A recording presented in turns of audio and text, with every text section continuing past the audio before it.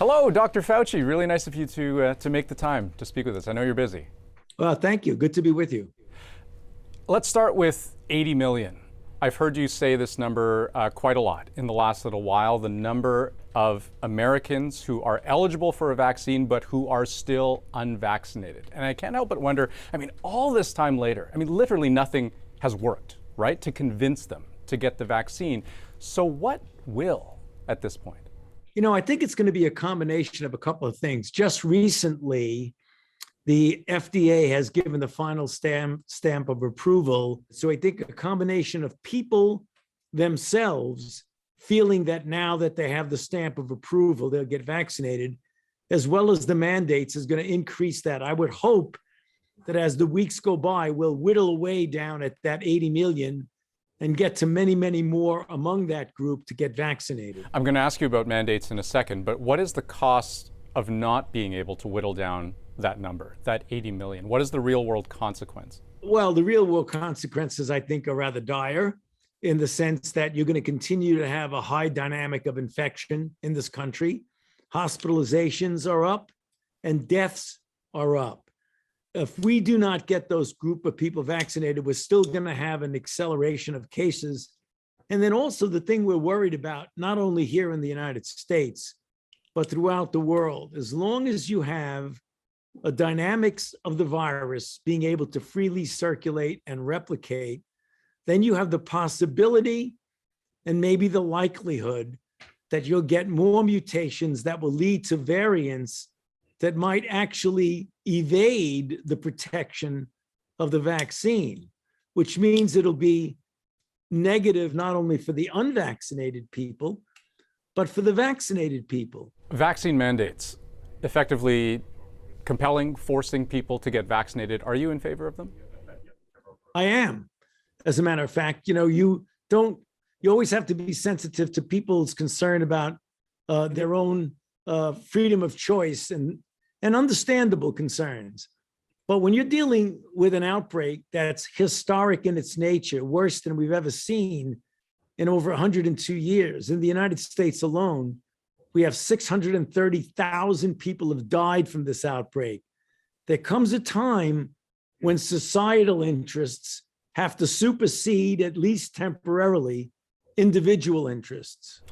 For those folks on the front line, and I'm talking specifically about healthcare professionals, we know this has been a really, really tough year and a half, 2 years. And we've seen burnout among healthcare professionals. We've also seen a kind of rise in anger and frustration directed at them, though, right? Certainly in the United States, but also recently here in Canada. We've seen large protests in a number of cities, sometimes outside hospitals themselves.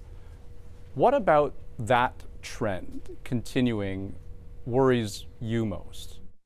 The idea that you're having people protesting and, in some respects, villainizing health workers and both individual healthcare providers and health authorities is quite disturbing. It's the virus that's the enemy. It's not the people that are trying to help you contain and control and eliminate the virus. Yet, in an almost inexplicable way, you have people who revolt against the people who are trying to do the very things to keep them safe. It's not easy to understand that. I have time just for one last question for you before I let you go. I was surprised to see that there is a documentary about you coming out in about a week's time. National Geographic has been doing a lot of filming with you. And in that documentary, we see a side to you that is very much struggling with the burden of this role. When people call you a murderer, it's going to get to you and to your family, evidently, as well. I don't understand the hate that people have. These people are really, really getting bad. They're harassing my daughters constantly, which bothers me more than anything else.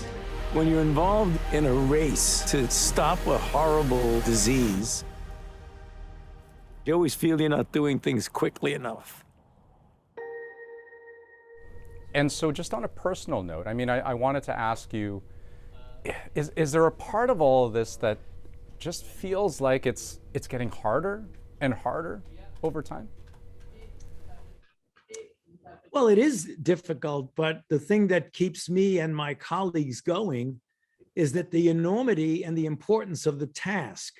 You know, if you've devoted your entire career as a physician, a scientist, and a public health person to saving lives and keeping people safe from disease, you focus on that, and all the other difficulties, as hard as they might be, don't get in the way of what your job is. So yes, you're right. It's not easy and not comfortable to have those things that you just described go on, but you've got to make sure you don't let it distract you from what your main job is, to safeguard the life and the health of the people that you're responsible for. Dr. Fauci, thank you for your time. I know there will be other opportunities for us to chat again. Thank you very much. It's always a pleasure to be with you. Take care. Cheers.